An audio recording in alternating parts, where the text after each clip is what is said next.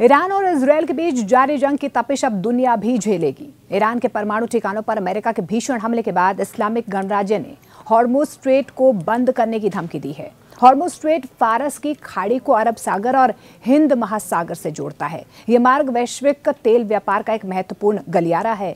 इस स्ट्रेट से दुनिया के 20% तेल और 25% प्राकृतिक गैस की ढुलाई होती है। इस रास्ते में भारत भी प्रतिदिन लगभग 20 लाख बैरल कच्चा तेल आयात करता है।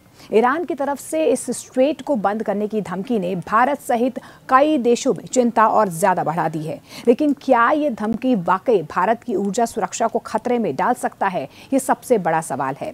भारत अपनी जरूरत का 90% कच्चा तेल आयात करता है। इसमें से 40% से ज्यादा मध्य पूर्व के देशों जैसे कि सऊदी अरब, इराक, संयुक्त अरब अमीरात और कुवैत से आता है। ये सभी आयात हॉर्मुज स्ट्रेट से होकर भारत आता है। भारत प्रतिदिन 55 लाख बैरल तेल आयात करता है, जिसमें से 15 से 20 लाख बैरल इस स्ट्रेट से आता है। अगर ईरान इस स्ट्रेट को बंद करता है तो तेल की आपूर्ति में तत्काल रुकावट और कीमतों में उछाल आना तय माना जा रहा है। कुछ विशेषज्ञ ये भी मानते हैं, अनुमान लगा रहे हैं कि तेल की कीमतें 80 से $100 प्रति बैरल तक पहुंच सकती हैं, क्योंकि भारत सरकार और विशेषज्ञों का यह भी कहना है कि स्थिति इतनी चिंताजनक नहीं है।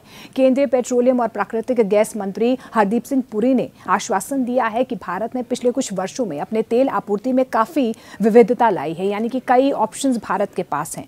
भारत अब 40 देशों से तेल का आयात करता है, जो पहले सिर्फ 27 थे। रूस अब भारत का सबसे बड़ा तेल आपूर्तिकर्ता बन चुका है। यह अपने तेल को स्वेज नहर, केप ऑफ गुड होप या प्रशांत महासागर के रास्ते भेजता है। यह आपूर्ति हॉर्मुज स्ट्रेट पर निर्भर नहीं है।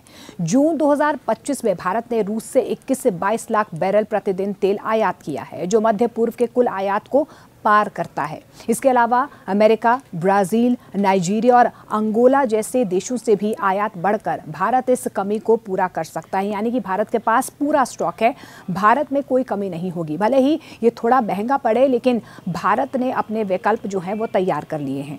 प्राकृतिक गैस के मामले में भी भारत की स्थिति मजबूत नजर आ रही है। भारत का प्रमुख गैस आपूर्तिकर्ता कतर हॉर्मुज स्ट्रेट का उपयोग नहीं करता है और ऑस्ट्रेलिया, रूस और अमेरिका जैसे अन्य स्रोतों से गैस आपूर्ति पर कोई असर पड़ता हुआ नजर नहीं आ रहा है।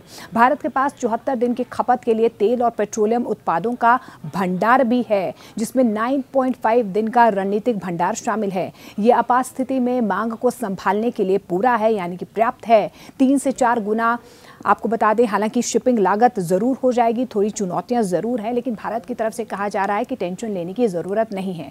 दरअसल आपको बता दें कि हॉर्मुज स्ट्रेट बंद होने से शिपिंग लागत 300 से 400% तक बढ़ सकती है, क्योंकि जहाज़ों को अफ्रीका के रास्ते लंबे रास्ते लेना भी पड़ेगा। इससे आयातित तेल की लागत और ज़्यादा बढ़ जाएगी, जिसका असर जो है ईंधन की कीमतों पर देखने को मिल सकता है। साथ ही आपको बता दें कि मध्य पूर्व से आपूर्ति कम होने पर वैश्विक बाजार में तेल की कमी हो सकती है, जिससे कीमतें और ज़्यादा अनस्टेबल हो सकती है, अस्थिर हो सकती है। ईरान के लिए भी स्ट्रेट बंद करना आसान नहीं है।